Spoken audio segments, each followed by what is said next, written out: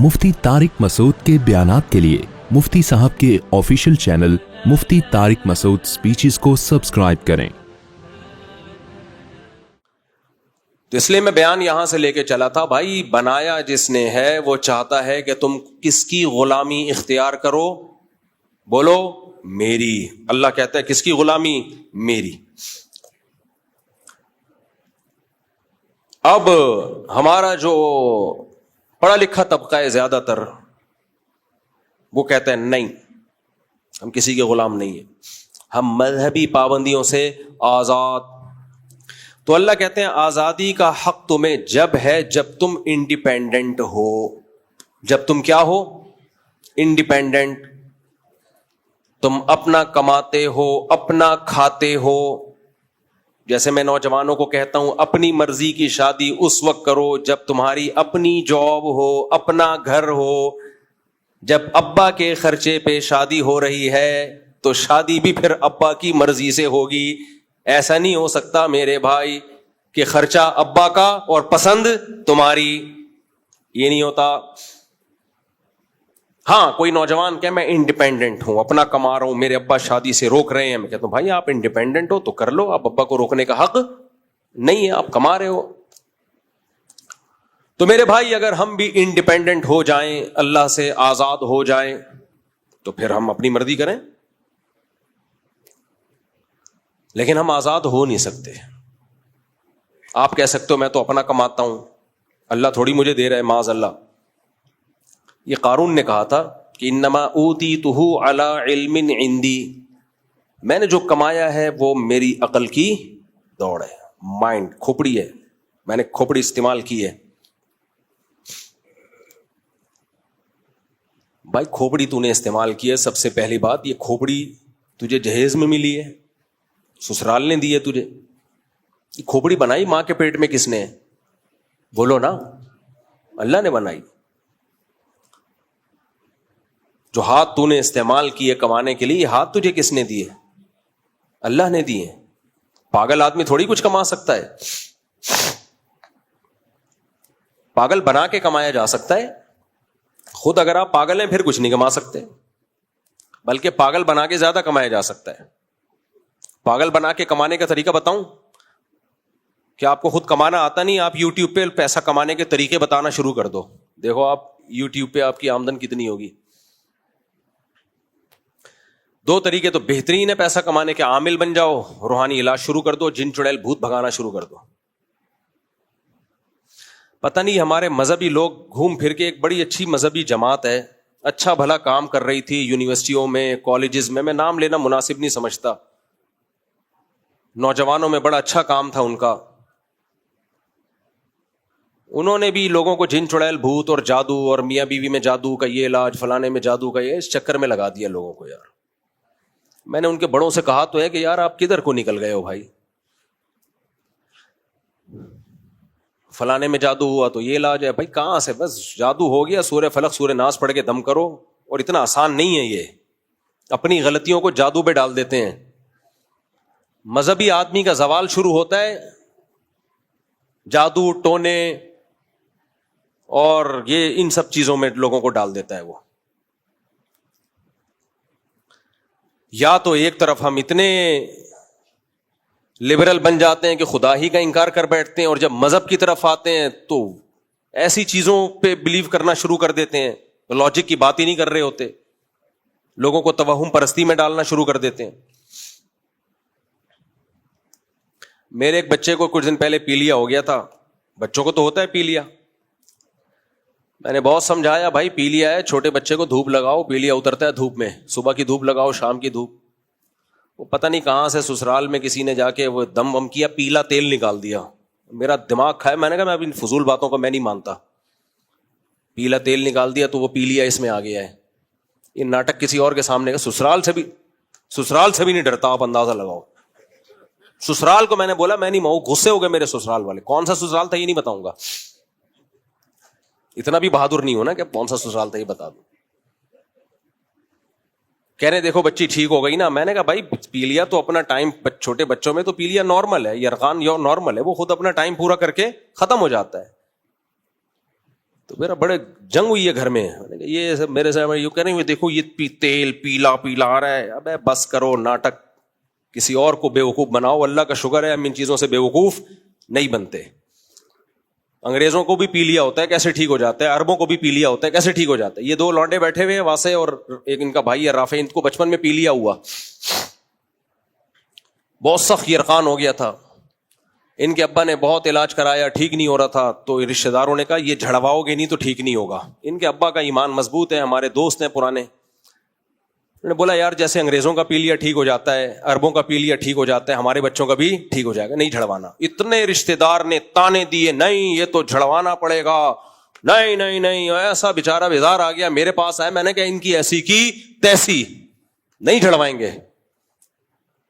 ٹھیک ہو گیا. لونڈے بیٹھے ہوئے ہیں ابھی, شادیاں کر کے بیٹھے ہوئے ہیں ماشاءاللہ, بچے بھی ہو گئے میرا خیال ایک کے. تو چھوڑ دو بھائی, یہ عذاب سے نکلو. مذہب کا یہ تصور جو ہم پیش کرتے ہیں یہ مذہب نہیں ہے, یہ آپ کی اپنی ایک توہم پرستی ہے, آپ کی اپنی ایک باپ دادا کی رسومات ہیں, ان کا مذہب سے کوئی تعلق نہیں ہے. چھوڑ دو ان سے. میں آپ کے سامنے بیٹھا ہوں یار, اللہ کے فضل سے مجھے یہ بات کہتے ہوئے ڈر بھی لگتا ہے کہ کوئی بڑائی نہ ہو جائے. جو کچھ ہے اللہ کی رحمت ہے. 19 تھے, اللہ کے فضل سے اب 19 پورے ہو گئے ہیں. میں نے کبھی کسی بچے کے گلے میں تعویذ نہیں ڈالا. بچوں کو بیماریاں بھی آئیں, آیت الکرسی پڑھ کے دم کیا بس, اور ڈاکٹر سے علاج کرایا, ختم. کیا 19 بچوں میں بیماریاں نہیں آئی ہوں گی؟ کیا خیال ہے بھائی؟ اور جب میں نکاح کر رہا ہوتا ہوں تو کیا پریشانیاں نہیں آئی ہوں گی؟ کیا خیال ہے؟ کبھی کسی عامل کے پاس نہیں گیا, کسی سے تعویذ نہیں لیا. ایک دفعہ کیا ہوا, جب میں نے ایک دفعہ شادی کی, شادی تو ویسے کئی دفعہ کی ہے, لیکن ایک دفعہ جب میں نے شادی کی تو گھریلو حالات بہت خراب ہو گئے, اور بڑا وہ جو ہوتا ہے نیچرل ہے. ایک صاحب آئے, کہنے لگے ایک بہت بڑے بزرگ ہیں, ان سے آپ کو میں تعویذ دلواتا ہوں, ایک دم گھر میں سکون ہو جائے گا. میں نے کہا مسجد ہے, مناسب نہیں ہے, چلے یہاں سے, دفعہ ہو یہاں سے. اور خود اپنے ساتھ اس کے کیا ہوا, شادی ہوئی اور 1 مہینے بعد طلاق ہو گئی اس کی. میں نے کہا تو اپنے تعویذ سے اپنے آپ کو تو ٹھیک کر نہیں سکا, میں ٹھیک کرے گا. یہ تو نیچرل ہے بھائی, جب شادی ہوگی تو پڈے ہوں گے, تو جھگڑے ہوں گے. آپ نے شادی کی ہے, جب سوکن آئے گی تو پہلی والی کو تو بیچاری کو آپ نے ذبح کر دیا نا, اس کو تو چیخنے بھی نہیں دے رہے, اس کو آپ جھگڑنے بھی نہیں دے رہے, تو جھگڑے گی بھائی, اس کا حق بنتا ہے. اور آپ ٹینشن میں بھی جاؤ گے کیونکہ ہم بھی انسان ہیں. تو یہ سب کچھ نیچرل ہے. 100% درست اگر کسی کے گھر میں سب کچھ اور چل رہا ہے تو یہ نارمل آدمی نہیں ہے. پھر اس کا مطلب ہے سب گھروں میں سب کچھ ہوتا ہے, لڑائی بھی ہوتی ہے, محبتیں بھی ہوتی ہیں, جھگڑے بھی ہوتے ہیں, سلو بھی ہوتی ہے, سب نیچرل ہے. یہ کیا ہے؟ نیچرل. ابھی ایک جاننے والے نے دوسری شادی کی, اس کے جو پہلے سسر تھے انہوں نے ایسی واٹ لگائی ہے اس کی, روتے ہوئے میرے پاس آئے, یار میری تو ایسی کی تیسی کر دی میرے سسرال والوں نے, میں نے حلال کیا ہے, حرام تو نہیں کیا. میں نے کہا نیچرل ہے. میں نے کیا کہا؟ نیچرل بھائی, یہ تو نیچرل ہی تو ہوگا. پھر 2 مہینے بعد آئے, ابے بھائی وہ تو ایسا کو کیا, میں پوری ڈیٹیل بتاؤں وہ سمجھ جائیں گے, پھر میری بات ہو رہی ہے.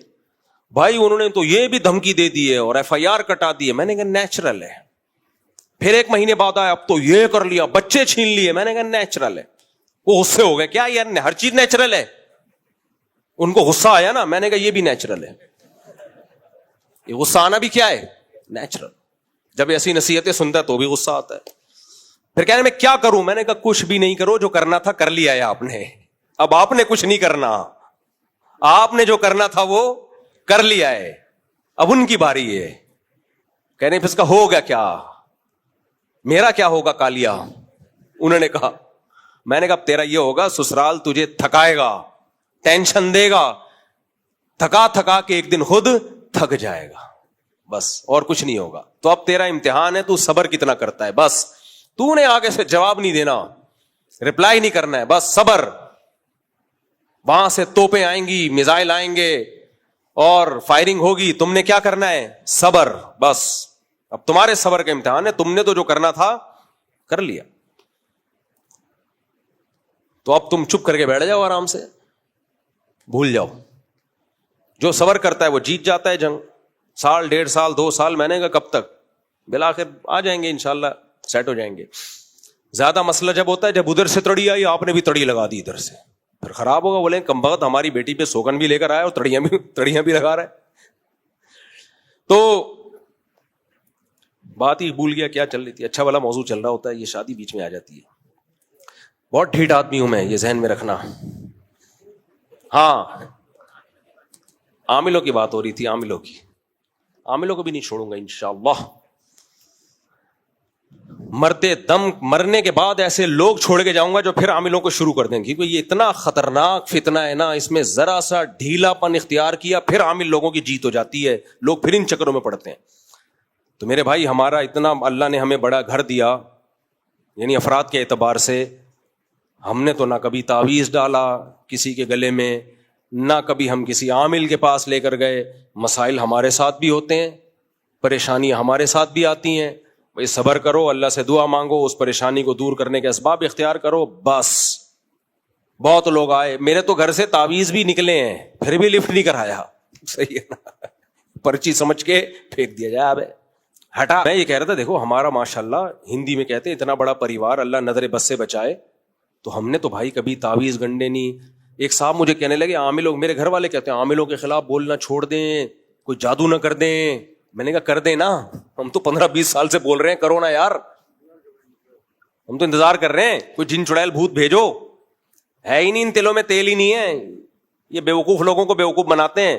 آپ کہہ سکتے ہو بڑے بڑے علماء ان کے پاس جاتے ہیں. بھائی یہ جس میں قوت انفعالی ہوتی ہے نا, جو ان کو کچھ سمجھتا ہے ان پہ اثر ہوتا ہے, جو نہیں سمجھتا اس پہ کچھ بھی نہیں ہوتا. اس کا عالم جاہل سے تعلق نہیں ہے. اگر آپ میں کانفیڈنس ہے, آپ ہندو ہو تو بھی اثر نہیں ہوگا, اور اگر آپ میں کانفیڈنس نہیں ہے, آپ تہجد گزار ہو تو بھی مار کھا جاؤ گے ان سے. کانفیڈنس ہونا چاہیے. کانفیڈنس بہت کچھ کروا دیتا ہے. ایک چوہے نے ہتھنی کو پیغام بھیجا تھا شادی کا.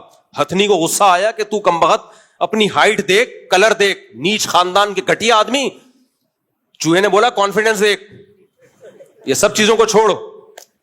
تو کانفیڈنس کیا کیا کروا دیتا ہے. تو عامل تو شاہی کوئی نہیں. مرزا جہلمی کے حوالے سے آج کل ایک پوسٹ چل رہی ہے, رافیل تے شاہی کوئی نہیں, رافیل تے شاہی کوئی. تو میرے بھائی مذہبی لوگ پھر ان چیزوں میں, بھائی مذہب کا تصور سیدھا سیدھا اخلاقیات ہے.